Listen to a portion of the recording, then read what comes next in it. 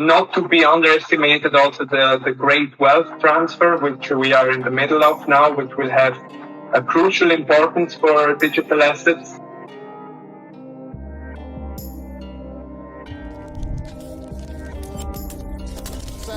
The bigger the base, the higher in space.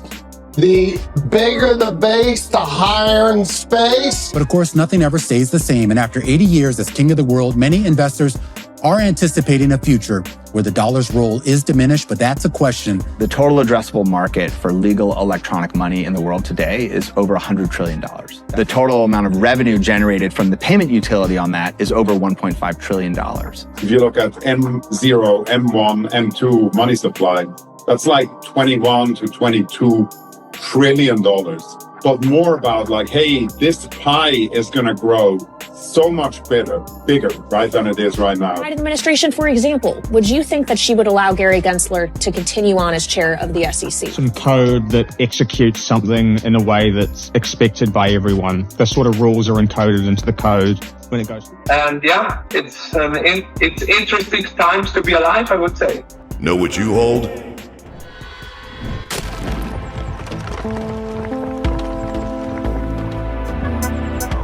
Enjoy the ride, pal.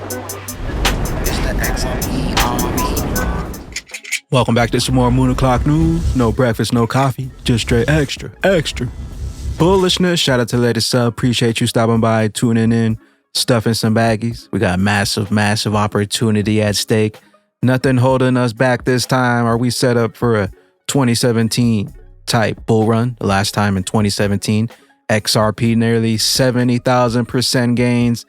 Less than a year, XRP, you know what they say, the bigger the base, the higher in space. Payments problem is measured truly in the trillions of dollars. So obviously down from the peaks up here, right? The whole crypto market has kind of gone sideways here. But what does Luis Yamada say?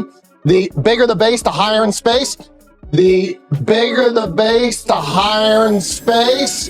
Bigger the base, the higher in space. Don't get left behind. We got the total global cryptocurrency market cap today at 2.51 trillion, down about 1.9% in the past 24. Total trading volume in the last day, 105 billion. We got XRP in that number 7 spot, right around 58.5 cents. You got Stellar XLM right beneath 10 cents at 0.099 BTC. 65,803. We got ETH right around 34 hundo.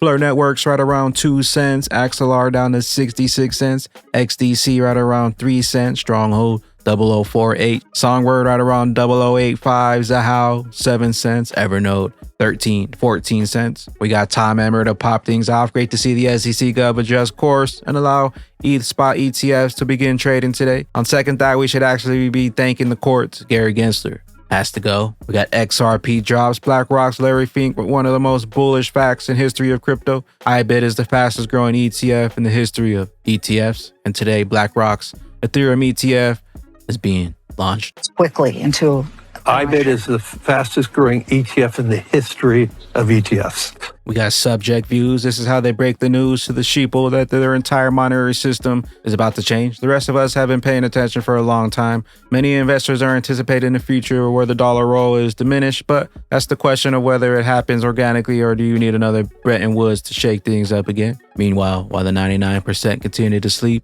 the 1% diamond hands continue to load up. All right, let's open up the history books. This day, July 22nd, 1944, the 3-week-long Bretton Woods Conference ended with an agreement by 45 nations for unprecedented multilateral economic cooperation, a crucial launching pad for the world's post-war financial prosperity.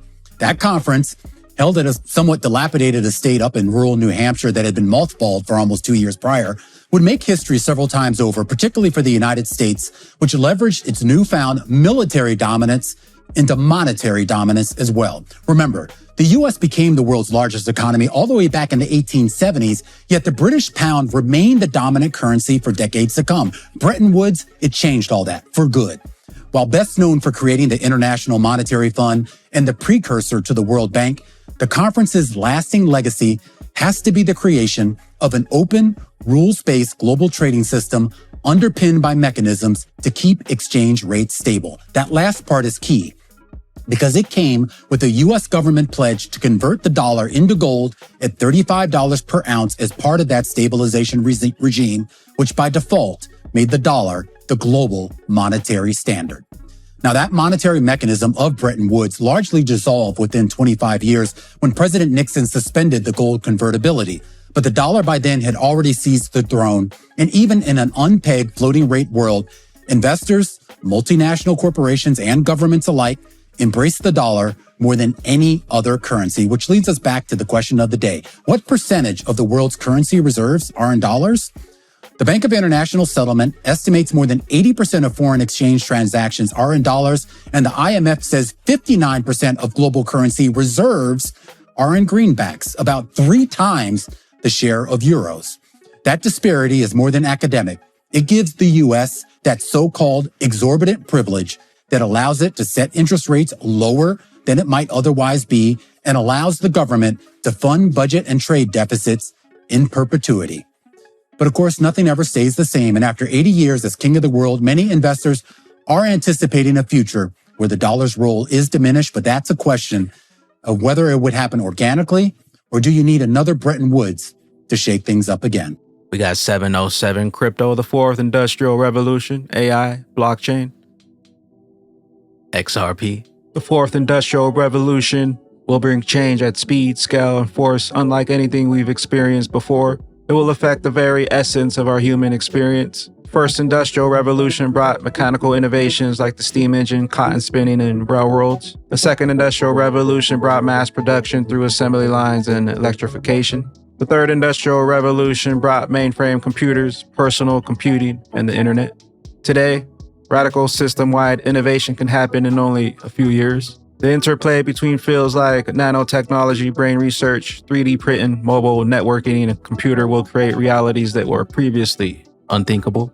Access to technology will spread like wildfire. Almost anyone will be able to invent new products and services cheaply and quickly. The business models of each and every industry will be transformed. How do we avoid a world of joblessness, low productivity, and inequality? By ensuring the fourth industrial revolution really does improve the state of the world. Welcome, the internet of value. Crypto Eddie, you're talking huge markets. Total addressable market of electronic money like stablecoins, over 100 trillion. Total revenue generated from payment utility, 1.5 trillion. In my opinion, of course, Tether will come into compliance. Look to hundreds or thousands of stablecoins. Is it possible in the not so distant future that we see unregulated stablecoins getting phased out? More specifically still, what does this mean for Tether and USDT, which is now the leading stablecoin by market cap? Is there a possibility that, unregulated stablecoins are phased out, or are they just going to have to get regulated the way USDC has?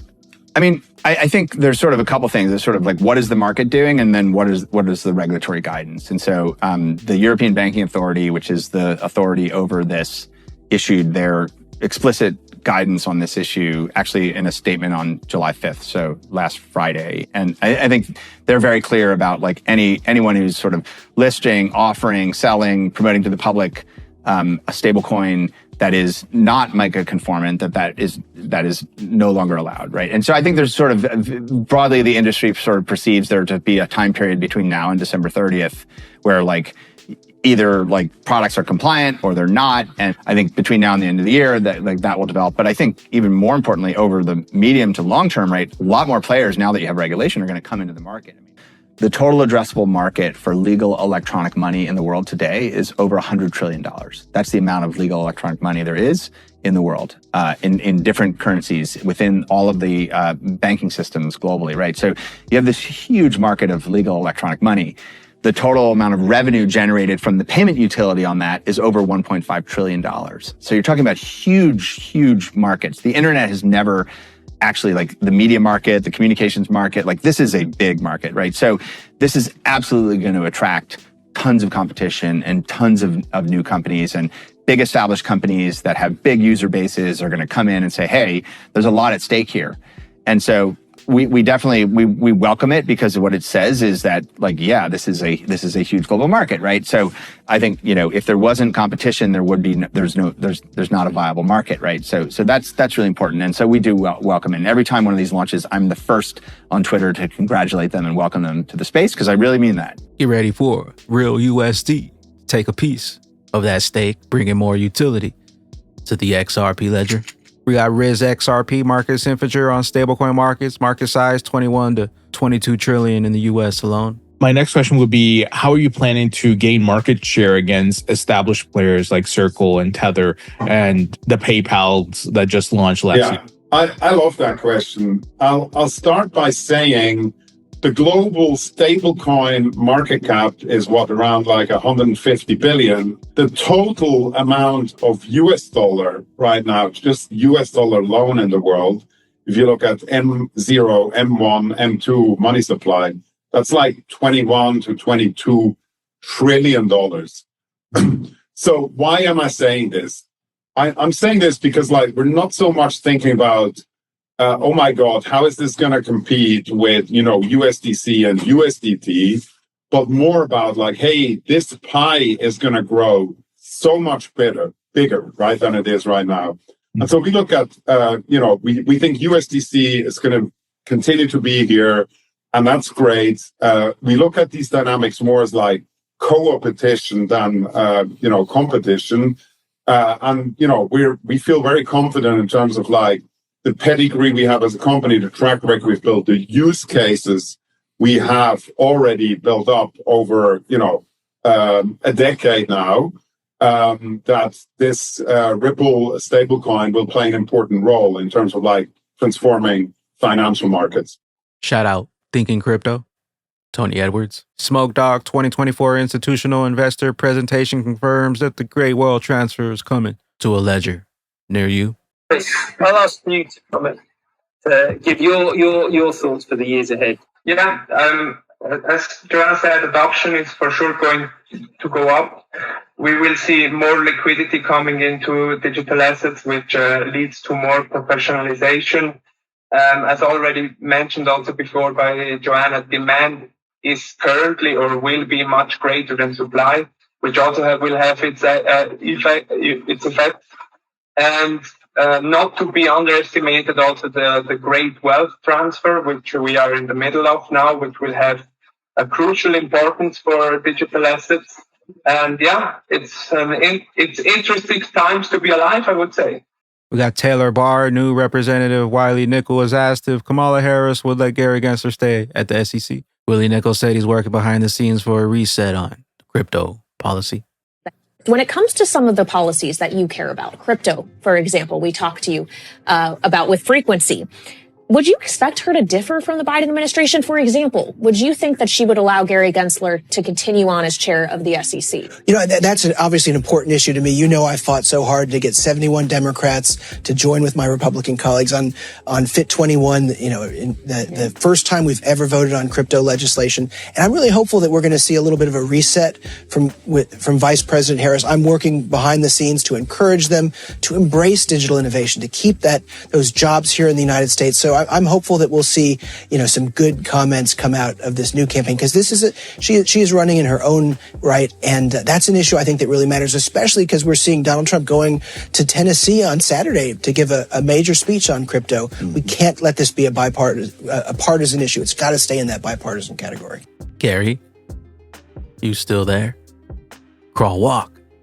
Did we rock it? Stronghold Pay, smart contracts, digital agreements on the blockchain that execute code, transparency, and predictability. It really is. It's just some code that executes something in a way that's expected by everyone. The sort of rules are encoded into the code. When it goes to the blockchain, everyone can audit it. Everyone can see that it does exactly what it's supposed to do because everything's on the blockchain, and therefore you can audit it, right? It's all transparent for everyone to see. We got Kinetic Markets, Jewel token now live, but there are many fake Jewel tokens appearing on Blaze swap decks. Jewel is currently only available on the Probit exchange. Make sure the contract addresses matches the official Jewel token address, except no substitutes. Good morning. Trading for Jewel is now open on Probit, depending on your local regulations and country. Probit exchange, Jewel token, now live. We got one from Evernote. Balances and adjustments allow Evernote hosts to earn back their burnt XAU fees. Hold enough XAU and there is effectively no cost to using. Network, balance adjustments, claim balance adjustments. We got some charts and a few other things to close out. We got mustache altcoins. It shouldn't be too long before altcoins break out to the upside. Scenario looks very similar to the one from the last cycle. Double bottom, impulsive wave up. Last time, XRP, 70,000% gains. Titan of crypto altcoins, ETH is poised to outperform Bitcoin in the coming months. Alts will follow. We had another one from Mustache altcoins, ETH ETF today, and the Ethereum chart looks like it did in the last cycle, just before the altcoin bull market started. Patience is only a matter of time, in my opinion. And we got Leb Crypto. After further analysis on HTFs, this actually might just be the year XRP, not without huge shakeouts along the way, leaving the vast majority on the sidelines and left behind, including hardcore XRP holders. I'm a swing and positional trader. I see big opportunities now. I've been scouting and planning to ride this spot investment over the next 5 to 6 months. And with that being said, Batman Bag Ladies, XRP, the only digital asset with legal clarity with utility in the United States. Nothing can stop XRP last time. The SEC came in the previous cycle right as XRP was beginning to move and came in with the lawsuit. But now XRP has all this built up momentum. And you know what they say, the bigger the base, the higher in space. Last time XRP, over 70,000% gains in less than 1 year. I hope you're prepared for the greatest opportunity of multiple lifetimes. Where will those bags be when that regulation jar of molasses finally breaks open and XRP's true price is finally revealed? Later, glitches. Welcome to the show. I told you so. I told you so. We're gonna be driving Lambos. We're gonna take a trip to Fiji. All in all, the labor. Batman. Crypto be our passion, cause what you focus on, you attract like a magnet. Got diamond hands, we hold till we blasting. It's universal law.